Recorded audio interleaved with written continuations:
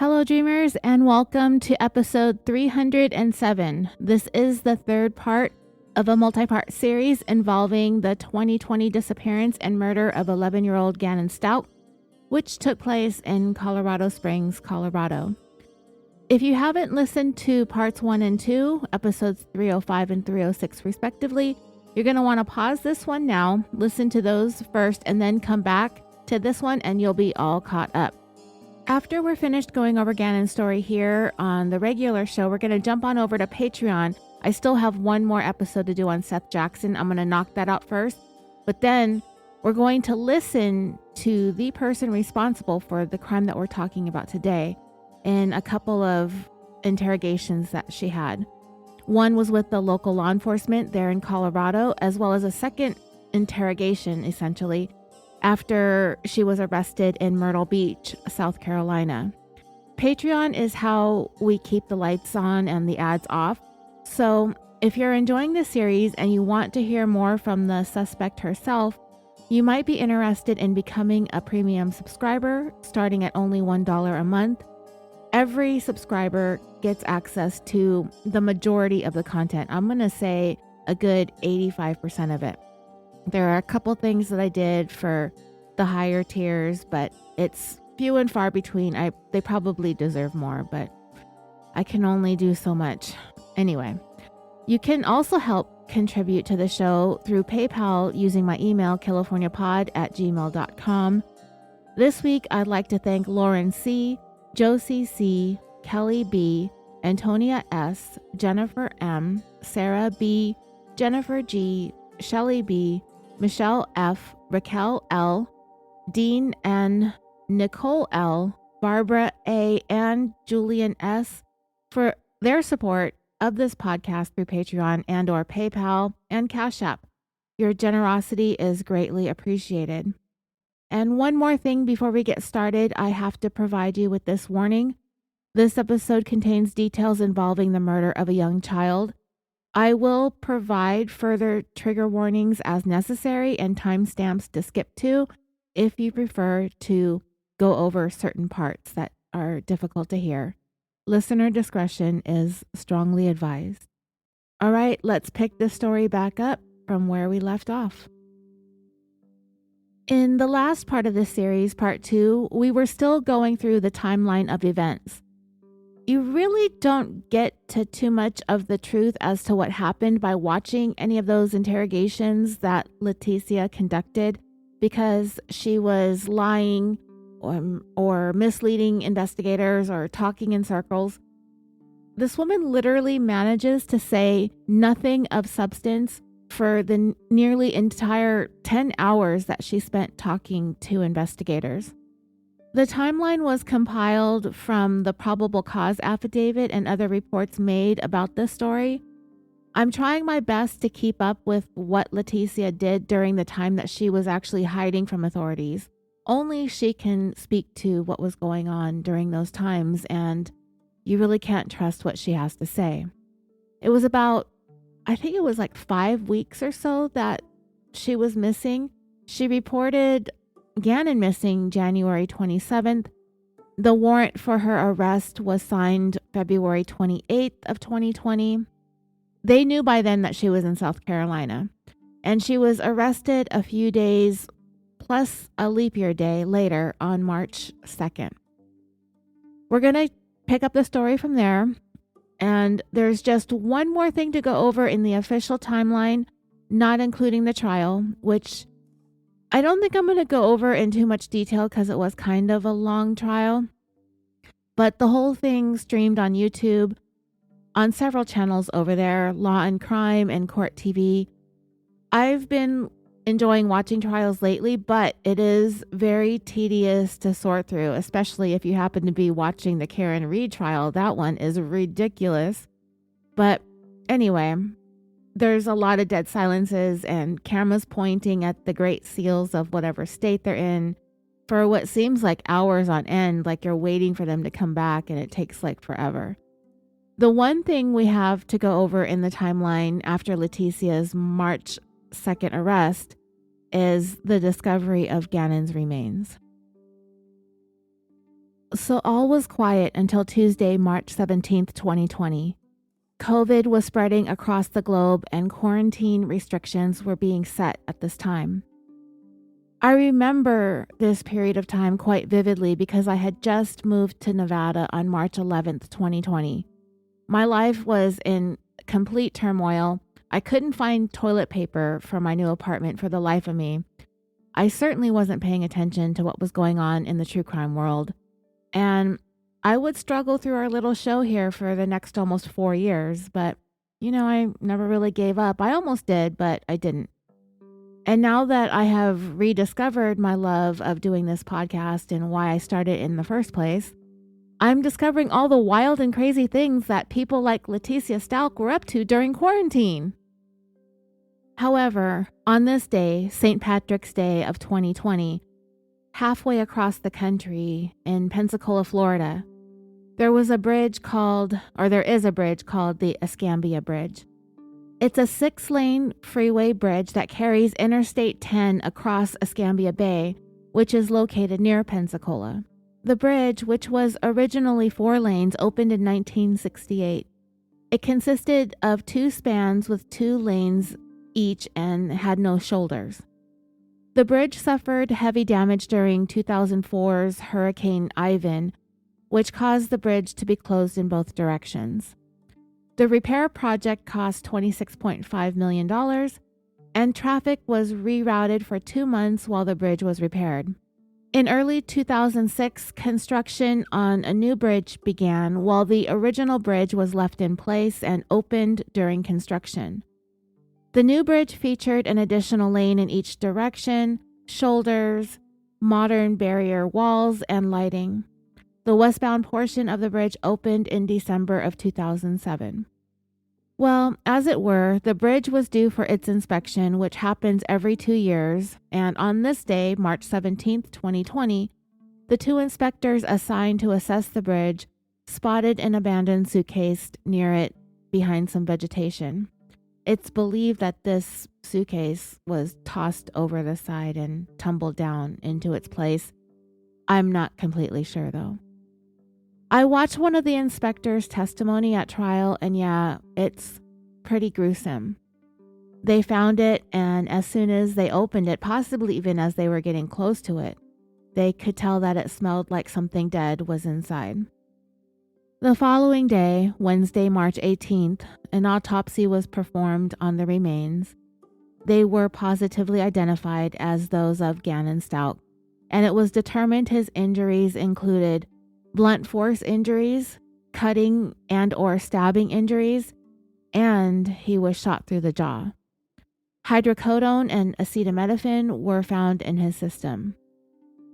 Now, dreamers, I do want to mention that I did order a book about this story on Amazon, and this whole thing about his autopsy and his remains were written about it in the book. But I believe it was published, I want to say within a month or 2 of the discovery of Gannon's remains.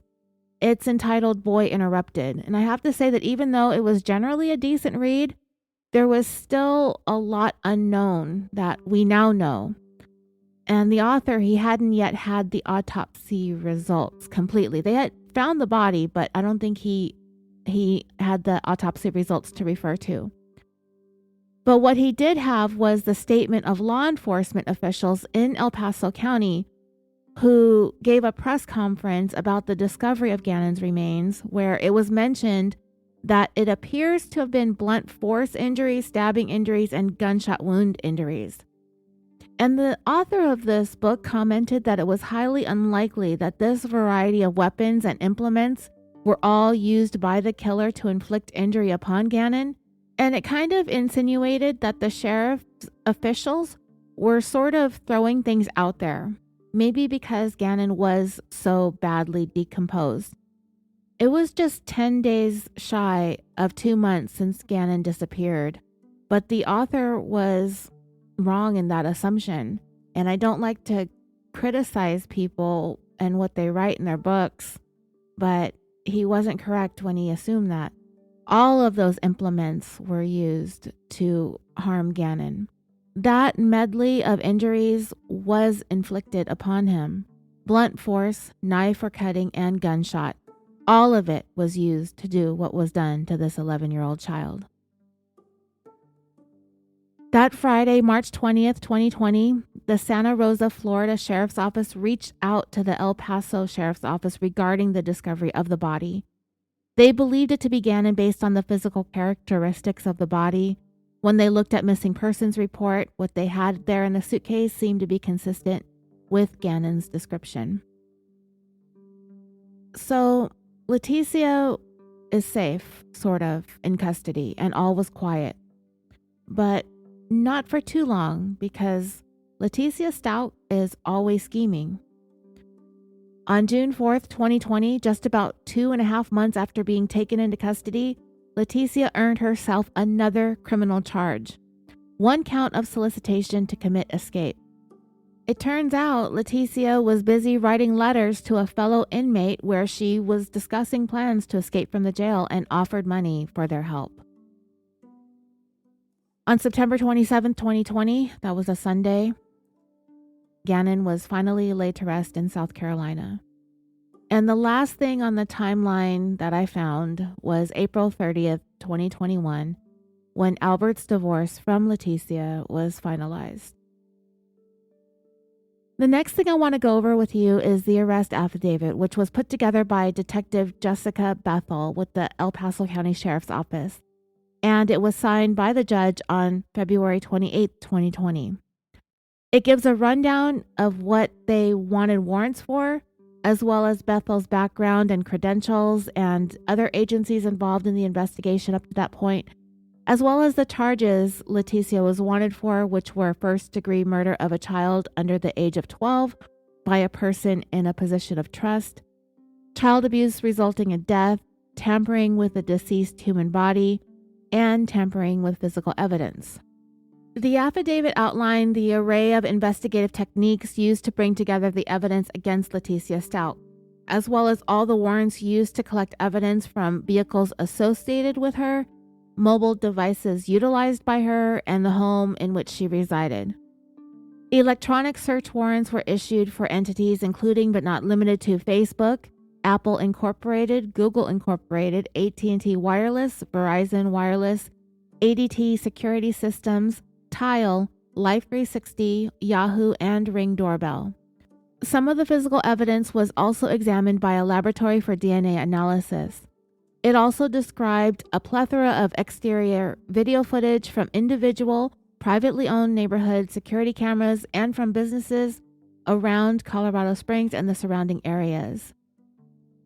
Then the document gets into the facts of the case and first outlines the Stauch family as being a blended one and identifies everyone involved to give an overview of the family structure, which I've already done, and I've repeatedly told you their place in the family several times just to keep everybody reminded as to who's who in the story. A lot of people have the last name of Stauch, so we're referring to most everybody by their first name. It also lists the vehicles and who was associated with each vehicle that was seized and processed for evidence. There was Albert's Nissan Frontier, Letecia's Volkswagen Tiguan, her daughter Harley's VW Jetta, and a series of rental vehicles. The Nissan Altima that her aunt and grandmother rented when they arrived in Colorado to help her. It was used by Letecia for about 2 days, and a rented Kia Rio that Letecia herself rented the day after Gannon was reported missing.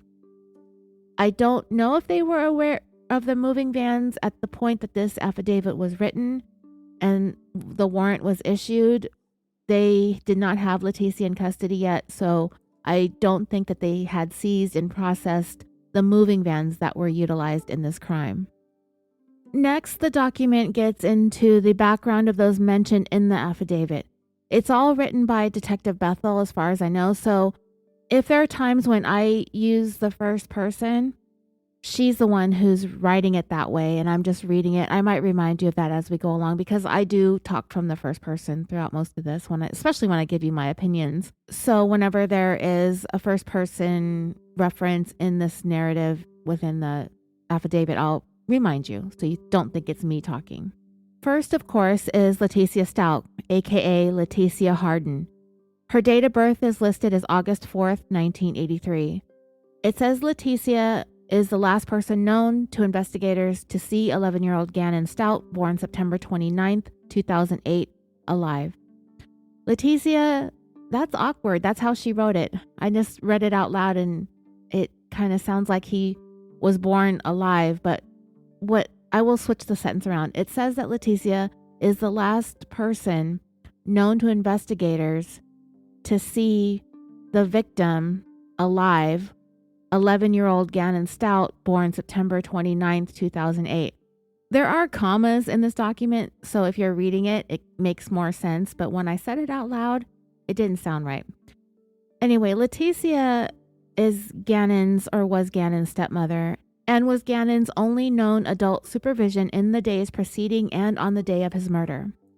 At the time of Gannon's murder, Letecia was employed by School District 20 as an assistant teacher, although I have also learned that she is no longer employed there.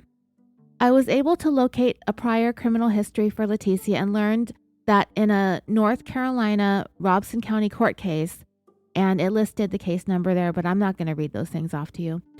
Letecia was convicted after trial for communicating threats, a misdemeanor, but I was not able to locate sentencing information. Letecia was also convicted of unauthorized use of a motor vehicle in Robeson County and was sentenced to 45 days confinement and 18 months of probation. Although not criminal in nature, I was able to locate a document memorializing the suspension of Letecia's North Carolina teaching certificate on or about May 11th, 2016. As a part of that document, it is reported that Letecia had filed unsubstantiated claims of harassment and retaliation, and the North Carolina State Board found that Mrs. Stauch breached her contract by engaging in unprofessional conduct, willfully neglecting her duty, and failing to comply with the provisions of her contract. Letecia's criminal history is only included by way of background for the court, and because Letecia has been convicted of previous crimes, it is not meant to indicate guilt of the violations or to be considered as the sole basis of probable cause for the requested warrant. Eugene Albert Stauch, date of birth 9/20/1982, is Gannon's biological father and is married to Letecia Stauch. Albert was deployed with the National Guard during the dates of January 5th, 2020 to January 28th, 2020. Albert spent the night in the Denver airport on January 25th, 2020 and departed via commercial airline on January 26th, 2020, returning via commercial airline on January 28th, 2020. Investigators were able to corroborate this information, and Albert has cooperated fully in the below investigation. Next is a summary of a multi-agency missing person investigation in Colorado. Of note, and in some portions of this affidavit, depending on the date of events being discussed, the investigation may be referred to as a missing person investigation or a murder investigation. For the purposes of this affidavit, they are indeed one and the same. The subsequent information primarily surrounds the period of Monday, January 27th, 2020 till Wednesday, January 29th, 2020. Investigators have taken independent steps to corroborate information received throughout the investigation, and in most circumstances have video footage, cellular communication and location records, security system records, and other records support the below claims. The summary section is only meant to give the court an overview of the investigation, and the facts supporting the summary will be articulated below. On January 27, 2020, at or about 6:55 p.m., Letecia Stauch reported Gannon missing after calling 911. During that call, she was instructed to call the El Paso County non-emergency line. In summary, Letecia stated Gannon was supposed to be home approximately 1 hour ago and that she was unable to locate him at his friend's house. Her story dramatically changed multiple times over the following days. As will be discussed below, investigators do not believe Letecia went to any neighboring houses to attempt to locate Gannon, and was one of the many lies told by Letecia during the investigation. Letecia was unable to provide the actual location of the homes that she went to, the names of Gannon's friends he was supposedly playing with, or the names of the parents of Gannon's friends. Deputies responded to Letecia's residence at 6627 Mandan Drive, Colorado Springs, Colorado, and were unable to locate Gannon. Deputies conducted a limited search of the residence and took a report from Letecia. Some of the interactions between the responding deputies and Letecia were captured on body-worn cameras. A missing person investigation was initiated and, in the coming days, developed into a murder investigation. A tip line was established and investigators received hundreds of tips and leads from the public by virtue of emails and telephone calls. As part of this tip line, 2 ransom notes were received by email demanding money in the form of Bitcoin in exchange for Gannon's return. Investigators took steps to validate these ransom notes, including resolving and geolocating the IP addresses from the email headers and requesting subscriber information from the internet service providers that hosted those IP addresses. One of the ransom notes was sent from a foreign-based email account that is accessible by multiple individuals. Investigators were unable to trace the user of the IP addresses and believe the ransom notes to be fraudulent and strictly designed as a scheme to receive money. Letecia initially claimed that she last saw Gannon on January 27, 2020, when he left their residence to play with his friends somewhere around 3:15 p.m. Based on the facts outlined below, Letecia's statement to an El Paso County Sheriff's Office dispatcher, Letecia is the last person that ever saw Gannon alive. Letecia stated that she attempted to find him at a neighbor's house and sent her daughter Harley Hunt, date of birth May 1, 2002, to look for Gannon at a park. Letecia lied to investigators on multiple occasions, has unexplained abnormal behavior such as obtaining a rental car, disconnecting her cell phone from the cellular network for an extended period of time, the false reporting of an alleged rape, abnormal patterns of travel, a continuously evolving story with material changes in facts and circumstances, and has since left the state of Colorado. These actions, when combined with other facts in this affidavit, support the totality of probable cause for the requested warrant and will be discussed below. The affidavit next gets into the murder of Gannon. The following section will outline what investigators have learned about Letecia's activity on January 27, 2020, and outline the period when Gannon was likely murdered. Some of the information contained in this section will be repeated in other portions of this affidavit or discussed later in more detail. Additionally, there are evidence sources that are mentioned here, but not fully defined in other sections. Investigators believe that Gannon was murdered by Letecia Stauch in the afternoon hours after approximately 2:14 p.m. of January 27, 2020, at his residence, and more specifically in his bedroom. Physical evidence recovered from the residence and inside Gannon's bedroom supports that a violent event occurred in his bedroom, which caused bloodshed, including blood spatter on the walls, and enough blood loss to stain his mattress, soak through the carpet pad, and stain the concrete below his bed. Some photographs of this evidence are included below. Based on the evidence recovered from the residence, Gannon's remains were eventually brought through the house into the garage and likely loaded into the back of Letecia's Volkswagen Tiguan. After cleaning the murder scene, Letecia utilized the Tiguan to transport and dump Gannon's remains on the evening of January 28, 2020. Letecia likely disposed of his remains off Highway 105 and South Park Perry Road in Douglas County, Colorado. Indeed, the Metro Crime Lab determined that blood discovered in Gannon's bedroom, the Stauch garage, and blood on a piece of particle board off Highway 105 and South Perry Park Road all matched Gannon's DNA profile. On Monday, January 27, 2020, Gannon Stauch stayed home from school. Based on text messages from Letecia to Albert, Gannon was up most of Sunday evening with a stomach problem. Letecia did tell Gannon's school, Grand Mountain Elementary, that Gannon would be absent on Monday. Investigators were able to verify that Gannon was marked as an excused absence that day. Letecia also told Albert that, "I'm just going to give them an excuse at work to stay with him." Indeed, Letecia did come up with an excuse and told her employer via text message at or about 4:37 a.m. that her stepdad was killed after being hit by a car, and that she would not be able to come into work that day. Other electronic evidence, such as time and date stamped photographs and videos, were recovered from Letecia's cellular telephone that indicate Gannon was likely still alive during the morning of January 27, 2020. Images were taken on Letecia's cell phone at or about 8:13 and 8:17 a.m. on the morning of January 27, 2020, showing Gannon sleeping in his bed.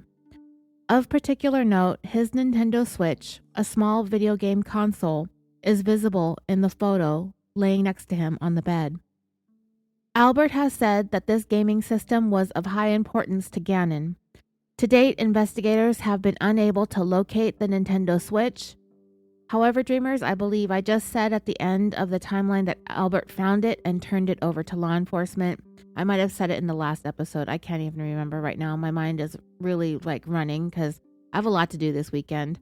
It also should be noted that Letecia used her phone the following day, January 28, 2020, on or about 12:47 p.m.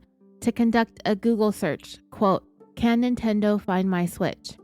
This is also detailed by some of Letecia's search history and reasonably occurred because she was contemplating how she would dispose of the Switch. Now remember, dreamers, at this time, they didn't have Gannon, they didn't have the Switch, so they were thinking that her consciousness of guilt was having her wonder if she could dump the Switch with Gannon and not be traced. However, that did not happen. Back to the affidavit. I being Detective Bethel, conducted a Google search for the term, "Can Nintendo find my Switch?" and learned that Switch does not come with any sort of tracking ability. As such, Letecia likely felt it was safe to dispose of the Switch and use the missing Switch to help deceive law enforcement into searching for Gannon as a possible runaway. But like I said, Albert eventually found it and turned it over to law enforcement. However, I don't know how hidden it actually was. It just took them a little while to find it. It was several weeks before they actually were able to find his Nintendo. Ultimately, investigators located video surveillance from a neighbor's surveillance camera that showed what investigators believed to be Letecia and an individual that appeared to match Gannon's physical description departing their residence in Albert's Nissan Frontier at or about 10:16 a.m. on January 27, 2020. The video camera is several homes away and does not provide clear enough images to make positive identifications of those captured in the recording. The vehicle returned at or about 2:19 p.m. and Letecia exited the vehicle. After viewing the video, I cannot be sure if another person exited the vehicle or not, but I submit Gannon likely did return home with Letecia that afternoon. These times, corroborated by data collected from an ADT security system installed in the Stauch residence, are discussed below in more detail. Okay, so dreamers, I'm going to pause here for a moment to talk about this part of the affidavit where the detective wrote that she said it was likely Gannon did return home with Letecia that afternoon. I think I said earlier or in part 1 that there had been a lot of discussion about whether or not Gannon returned home with Letecia following those 2 trips to Petco. Those trips happened during this time, this 4-hour window of time. I kind of always thought that this was the time that Letecia used to finish Gannon off and dump him in the first location that she initially left him.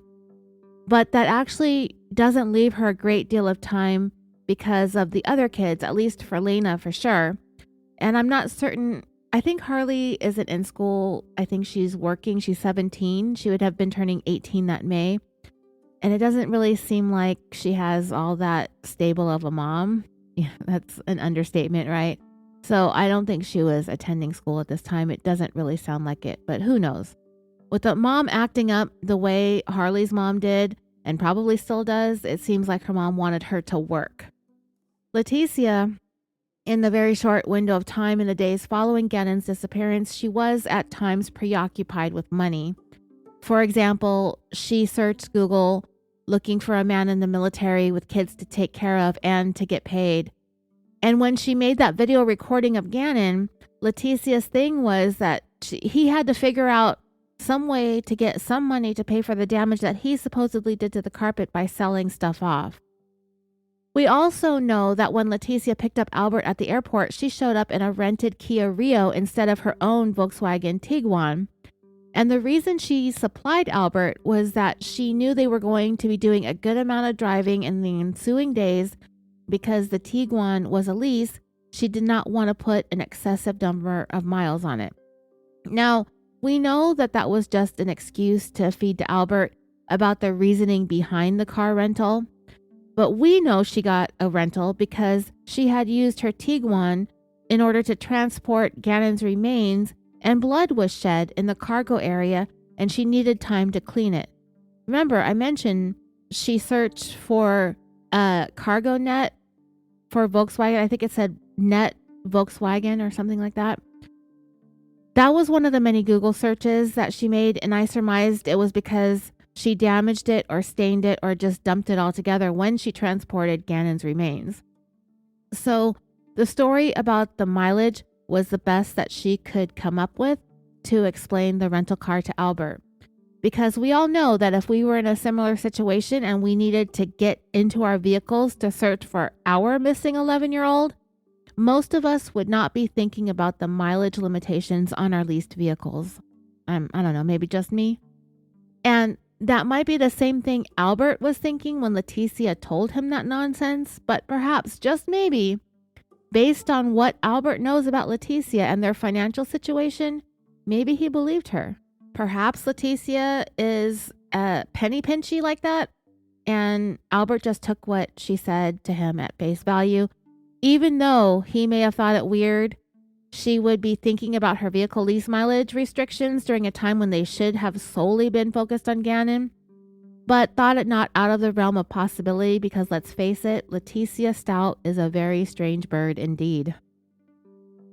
So what does this mean regarding Gannon's whereabouts?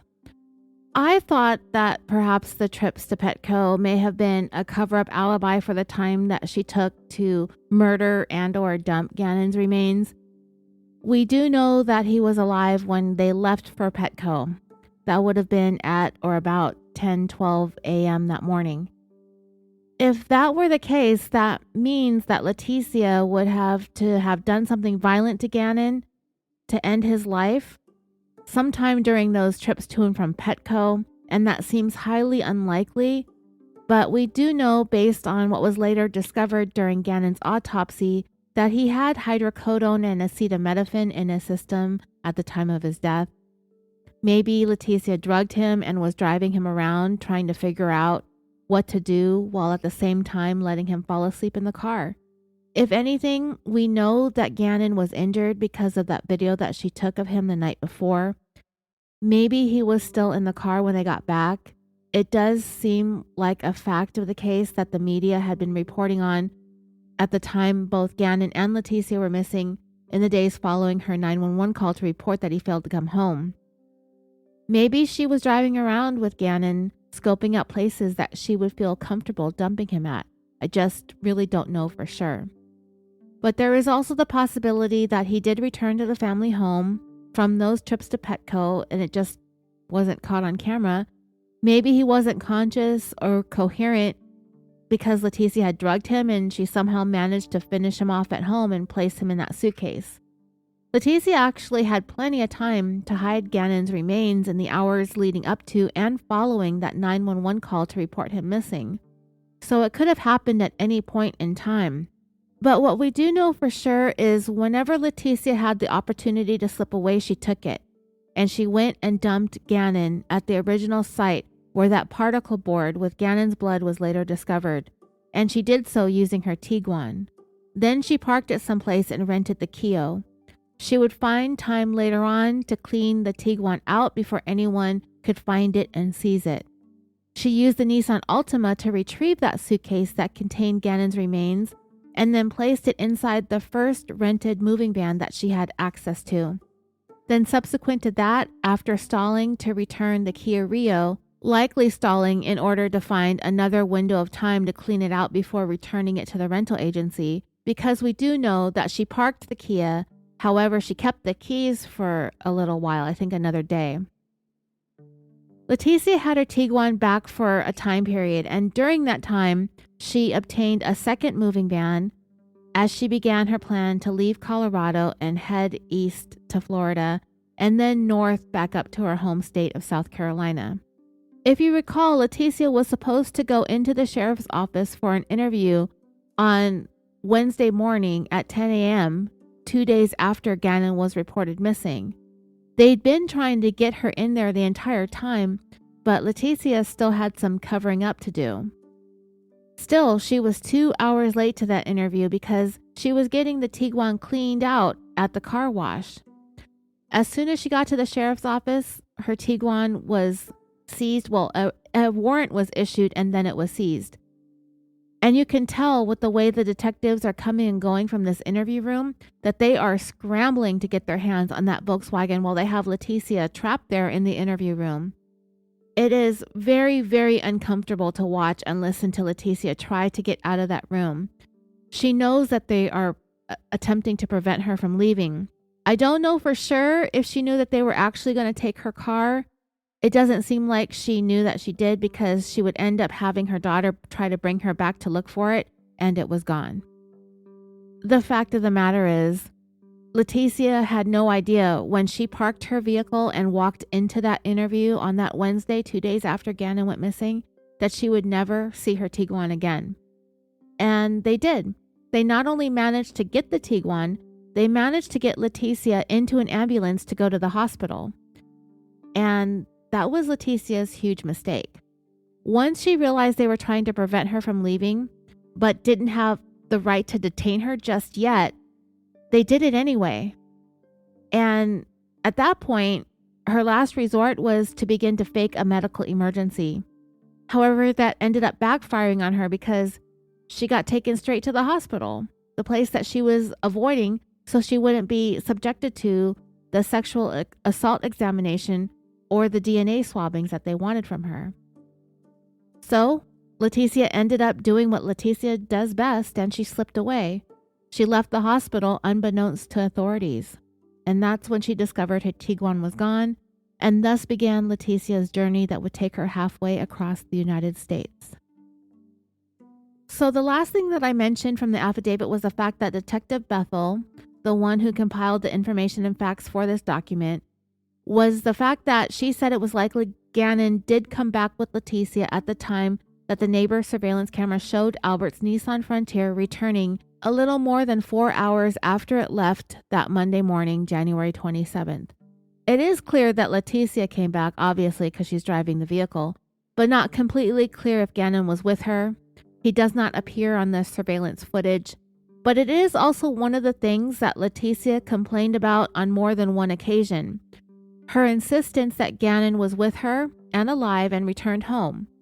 She doesn't actually dispute very much of what she's accused of, but when it comes to, or actually the small details, she'll obviously dispute for a long time that she didn't kill Gannon.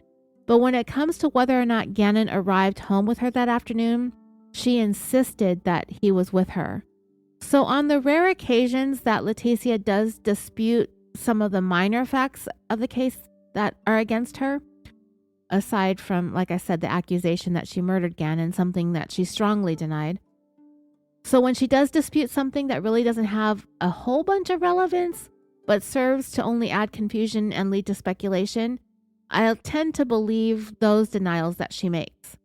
And because the investigators aren't vehemently disputing it either, I came to believe that Gannon was there and came home with her at 2:14.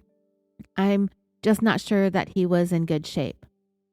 Whatever the case, no definitive sign of Gannon alive is ever seen again, really, after that 10:12 a.m. video of him getting into his dad's truck and driving away with Letecia. Based on data returned from the Stauch's ADT security system, the motion detectors in the living room or basement did not register any activity from approximately 10:12 a.m.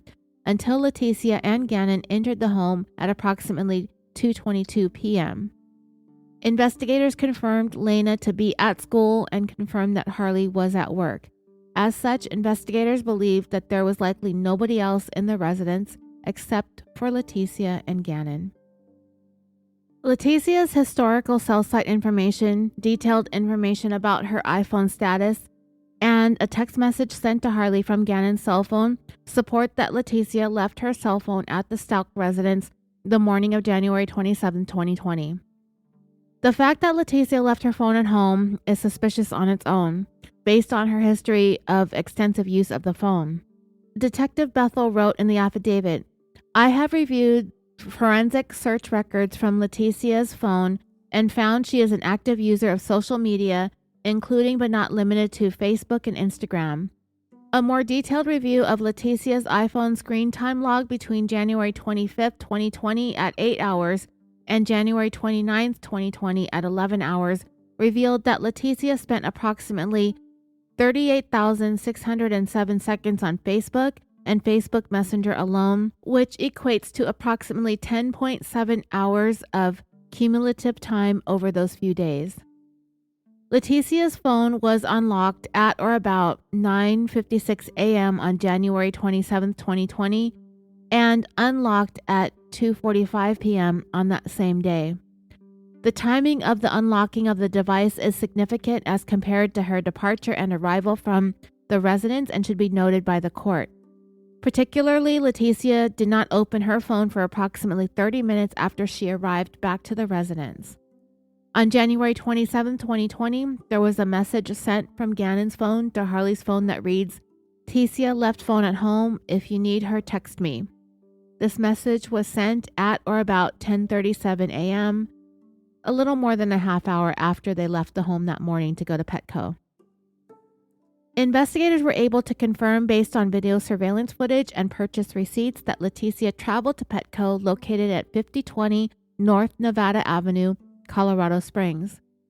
This Petco is approximately 22 miles or 35.41 kilometers from the residence and is an approximate 30-minute drive based on Google Maps. The receipt shows that Letecia completed her purchase at or about 11:22 a.m. Gannon is not visible on any of the surveillance video obtained at Petco. Letecia's whereabouts are unknown between approximately 11:22 a.m. and 1:22 p.m. Letecia was again captured on video surveillance, making a second purchase at the same Petco on Nevada Avenue. Albert Stauch sent a text message to Gannon's cell phone at or about 12:06 p.m. that read, "Hey buddy." That message was unanswered until 1:21 a.m., more than an hour later. The response was, "Can I play Zelda at least?" Albert replied, "Not today." A significant event occurred on Gannon's phone at or about 1:43 p.m., which is prior to arriving back at the Stauch residence. There was an internet search for, "Can my parents find my cell phone if it's off?" I submit that this internet search was likely conducted by Letecia on Gannon's phone and not Gannon himself, based on the content of the search, the way the search terms were phrased, and the presence of a period in between phone and if. This is very similar to the way that Letecia conducted searches on her phone. However, I located other internet searches with a period in Gannon's search history, which I also reasonably believe were conducted by Letecia. A more detailed explanation of Letecia's search history is included below. Furthermore, the search term parent was singular. I submit it is reasonable that Albert only, not Letecia, would be interested in the location of Gannon's phone, and that Letecia was possibly deliberating on how or if she could or would dispose of Gannon's phone after she murdered him. I conducted the search of "Can my parent find my cell phone if it's off?"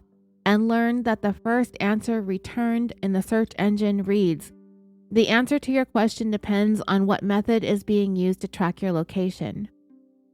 Gannon's phone was found at the residence. I submit that Letecia did not get rid of Gannon's phone for fear it might be traceable. The Nissan Frontier returned to the Stauch residence at or about 2:22 p.m. A search warrant was authorized by this court and was executed on the Nissan Frontier and found no indications of blood inside the vehicle. Letecia had been without her cell phone for hours, yet her screen was not unlocked until approximately 2:45 p.m., which was 25 minutes after arriving back at the residence. During that 25-minute period, there was motion activity both upstairs and downstairs on the ADT records. Lena returned home from school around 3:15 p.m. During a recorded forensic interview with investigators, Lena stated that when she returned home, Letecia told her Gannon was asleep in her bed and that she could not see him. Letecia told Lena to go outside to play. I submit that Lena was sent outside because Gannon was likely dead, and Letecia was cleaning up blood from inside the house. At or about 3:55 p.m., Albert sent another text message to Gannon's phone that said, "Hey, buddy." And it's really sad to think that he's texting his boy, but we know now that he's actually dead. And that message was not read until 7:40 p.m., so you know Letecia was a busy bee cleaning up the mess that she made. It is likely that Gannon was already murdered by Letecia at the time that Albert sent that message. Based on exterior video footage, Harley arrived at the residence in her white VW Jetta at or about 4:42 p.m. and picked up Lena.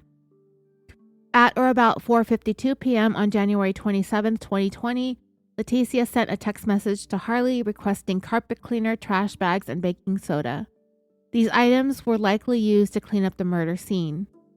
Harley purchased these items, and investigators located a receipt documenting the purchase. Harley Hunt has refused to speak with investigators. Investigators do not believe that Harley was present when Gannon was killed. Harley was at work on January 27, 2020 from 8:30 a.m. to 4:15 p.m., and investigators were able to verify this with her employer. To be clear, investigators have not located any evidence that any person other than Lena and Letecia had access to Gannon between approximately 10 a.m. and 5:34 p.m. on January 27, 2020. And by the way, dreamers, I did listen to Harley Hunt's testimony at her mother's trial just yesterday, and she was potentially going to be in a lot of trouble, but based on her demeanor on the stand, and she seemed very nervous and timid, but she answered the questions as truthfully as she possibly could. You get the idea that she just did what her mother told her to do, and there is a part of her testimony when her attorney, or it was actually, I think, the prosecutor, she was being direct examined. I believe she was a prosecution witness. He was asking her as they were making the drive across the country, because we now know that Gannon was in the back of the van while they made this trek to Florida to dump him. Harley Hunt was asked if there was anything unusual about the van, anything unusual inside of it, any kind of smell or anything, and she said no. And he asked her if she questioned her mom, like, why are we doing this? Why are we leaving Colorado? Why aren't we staying to help find Gannon? And she said she just didn't question her mother. She was asked why she didn't question her mother and her actions. She said, because my mom would just tell me that I was being disrespectful and mouthing off to her.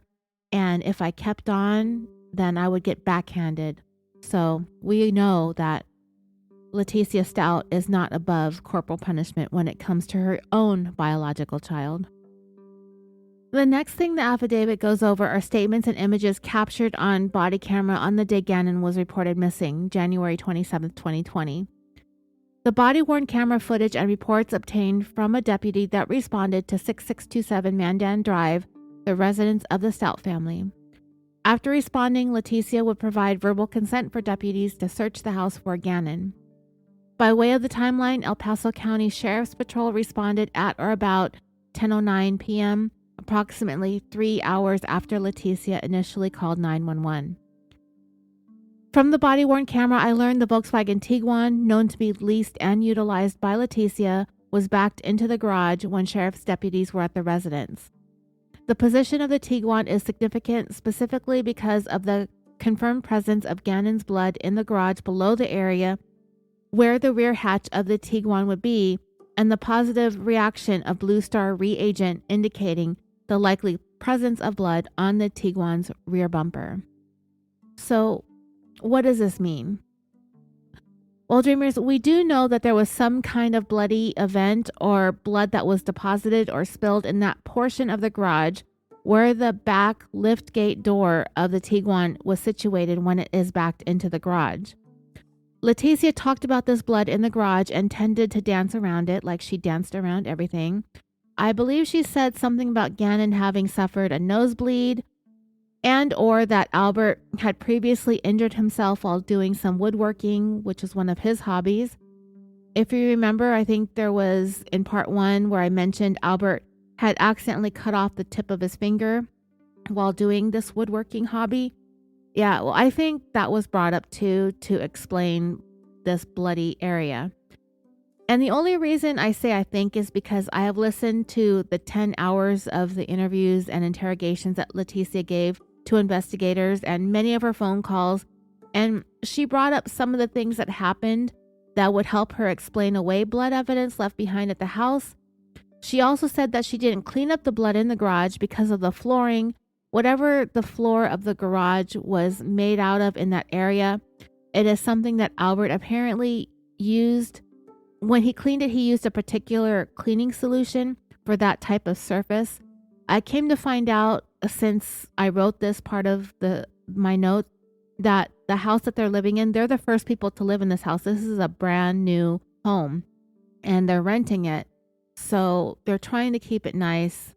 Obviously, committing murder might screw that up, right? I don't think any of us can say for sure if Gannon was actually in the trunk of the car at the time when sheriff's deputies eventually showed up, unless Letecia's attorney said something about it or if it was mentioned in the trial testimony. But we know that he was at some point in the trunk of the Tiguan. Was it the first night he was reported missing? It could have been. And I don't know if it's mentioned in the affidavit because at the time that I wrote this, I wasn't all the way through it. But I've brought it up previously. One of the body-worn cameras did capture Letecia getting in between the deputy and the door that leads to the basement. I did fact-check the location of Gannon's bedroom, and it is located downstairs in the basement area of the home. There are 2 bedrooms down there. She got in between the deputy and the door that was a little bit ajar, and she shut it. I thought that maybe Gannon was down there dead and already stuffed into his suitcase, but it is possible that she had already managed to get him into the cargo area of the Tiguan, and she was shutting that door so they wouldn't go down there because that's where the murder scene was, and it had not really been completely thoroughly cleaned up yet. I don't know what the condition was, but she certainly didn't want anyone going down there because we all know now that that's where she ended Gannon. However, they did end up going down there eventually, but they just did a cursory look-see. They didn't check it out thoroughly because they were looking for a missing boy, a runaway. They were seeing if he was possibly hiding down there. So responding deputies also searched in Gannon's basement bedroom, and I have viewed the images of Gannon's bedroom, and I being Detective Bethel, not myself. I viewed images of Gannon's bedroom taken from the body-worn camera. Below, I have included a body-worn camera image of Gannon's bedroom on the left. On the right, an image recovered from Letecia's cell phone after executing a search warrant that was applied for and granted by this court. These images both represent the condition of Gannon's bedroom on January 27, 2020 at or about 8:13 a.m. and just after 10 p.m. So, Dreamers, the images are included in the affidavit, and I was scrolling through them on scribe.com, but they are in black and white and kind of dark and hard to see. So, the affidavit continued, this photo comparison is significant for many reasons, and the corner of the bedroom where Gannon's head is visible is a key area discussed in several sections below. The placement of Gannon's bed is in the immediate location where his blood, based on DNA profile results, was found on the wall, carpet, and on the concrete below the carpet. These details are discussed below, and a large volume of blood appears to have been in that area. For the purposes of comparison between the images, it appears as though the sheet may or may not be the same, the blankets are different, and the pillowcase, if not the whole pillow, is different. I submit that a logical explanation for the missing bedding is that they were likely saturated in blood after Gannon's murder and were removed by Letecia to clean up the murder scene. Furthermore, investigators were unable to locate the bedding in the Stauch residence during any of the approximately 5 searches of the residence. Another photo was recovered from Letecia's cell phone that shows his bed was not yet pushed directly against the wall by the head of the bed. This photo articulates the ability for blood to get onto the walls and floor in the corner of the bedroom. Albert Stauch stated the positioning of the bed is unusual and the bed is usually pushed against the wall. Albert spent the night in Denver on January 25, 2020 and flew out of Denver International Airport on January 26, 2020. Investigators were able to corroborate he traveled to Dallas, Texas, and ultimately to Oklahoma based on his flight records. On the morning of January 28, 2020, Letecia rented a 2019 Kia Rio from Avis Rent-A-Car in Colorado Springs. Letecia picked Albert up at the Colorado Springs Airport at or about 8:50 a.m. on January 28, 2020, shortly after Letecia rented the vehicle. Letecia and Albert drove back to their residence from the airport in the rented Kia. The timing of the rental of the Kia is suspicious, and combined with the forensic evidence later obtained from the Tiguan and discussed below, tends to place additional importance on why Letecia felt compelled to rent a vehicle that morning. Investigators located no trace evidence that the Tiguan was not mechanically functioning or noted any reason why it could not have been physically driven.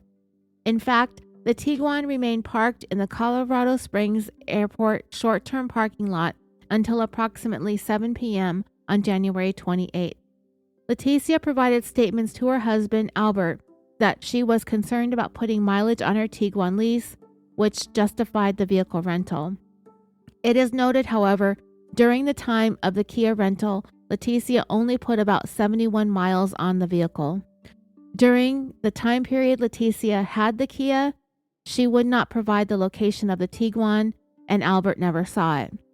For example, she told Albert that the Tiguan was near French elementary school, and we know based on the discussion earlier about this, Letecia was notably absent for much of the afternoon and evening of Tuesday, January 28th.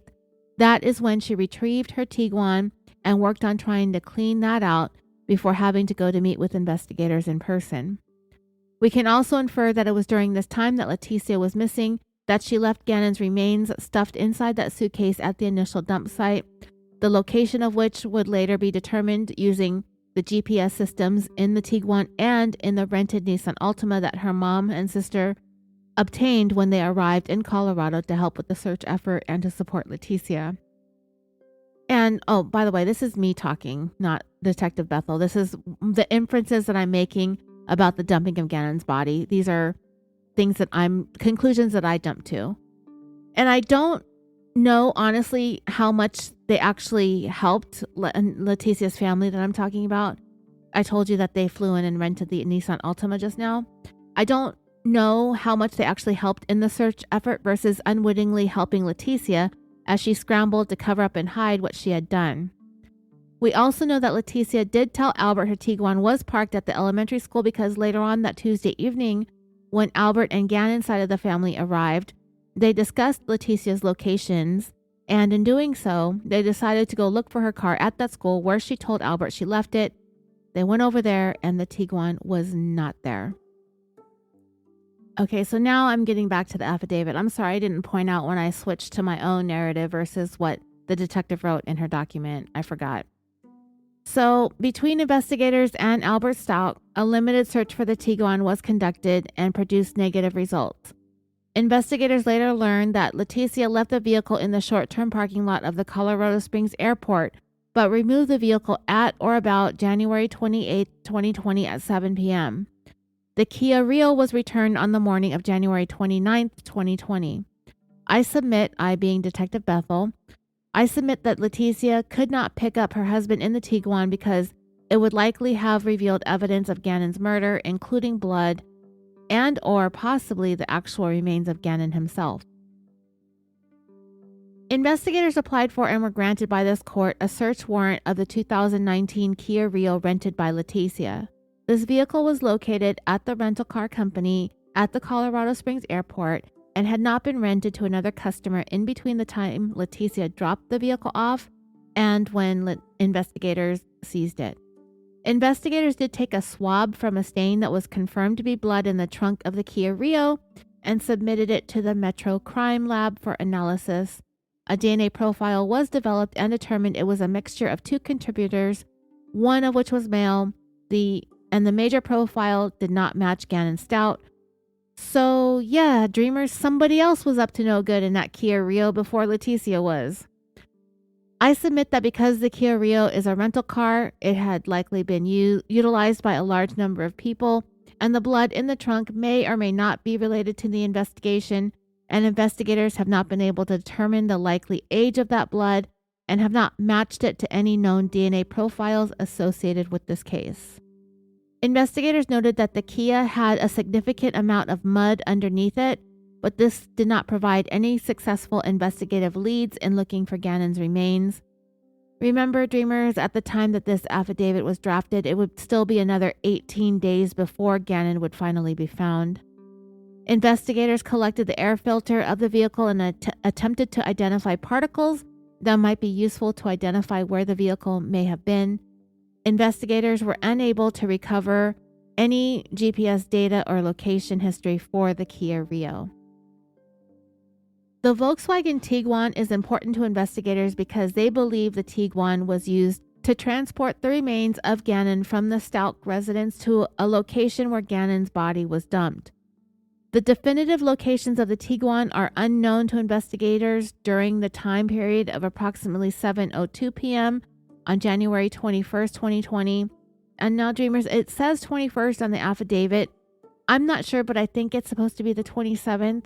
To approximately 12 p.m. on January 29th. There are a lot of typos in this affidavit, and I tried to correct them if I could figure out what they were trying to say. And when it comes to the numbers, though, it's a little bit difficult, but I don't think they were trying to track the Tiguan any earlier than at the 26th or 27th, which is a Sunday and Monday. The 21st is a week earlier. Investigators believe Letecia dumped Gannon's remains on the evening of January 28, 2020, and utilized the Tiguan to do so. The Tiguan was seized from Letecia on January 29, 2020, and remember, they grabbed it when they had her in that southwesterny decorated interrogation room there at the El Paso County Sheriff's Office. They scrambled to get that warrant together while doing what they could to stall and prevent Letecia from leaving, and the affidavit is about to go into that interview next.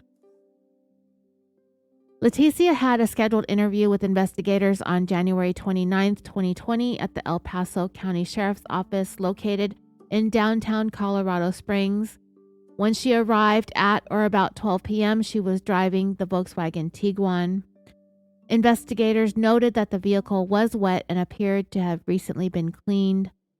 I submit, I being Detective Bethel, that Letecia had to clean the vehicle because there was likely visible blood on the rear end based on the below luminol reactions. Indeed, video footage was recovered that shows a partial view of a car wash located at East Platte Avenue and Bonfoy Avenue in Colorado Springs. This video captured a portion of a black SUV consistent with the Tiguan at or about 11:30 a.m. on January 29, 2020 at the car wash.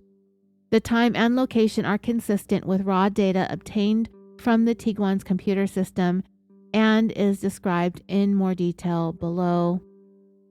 And dreamers, I think I'm going to go ahead and stop here since we crossed the 1 hour threshold. I'm going to make this a 4-parter, and the rest of this affidavit we'll go over in its entirety to the very end in the 4th and final part of this series on the murder of Gannon Stauch. I want to thank you all so much for listening. Like I said, I have some things coming up this weekend. I have to go to California to do some sort of estate planning kind of thing. So I'm going to take care of that sort of stuff. So what I am going to try to do is I think I will wrap up this 4-part series on Gannon first, and then I'm going to do that final episode on Seth Jackson. And then we are going to get into the good stuff, Letecia's interrogations, and I cannot wait to listen to these in more detail because I always find stuff that I like to make fun of, and I haven't had a lot to make fun of in this story, which makes me really sad. But anyways, I want to thank you all so much for listening. Thank you all for your support of the show. I am so grateful for all of you. I appreciate all of you. I'm enjoying talking about Gannon's life, and unfortunately, it was cut way too short. And I don't like doing these stories on kids, but my fascination with Letecia kind of overrode that. So anyway, thank you again. And as always, take care, be safe, and sweet dreams.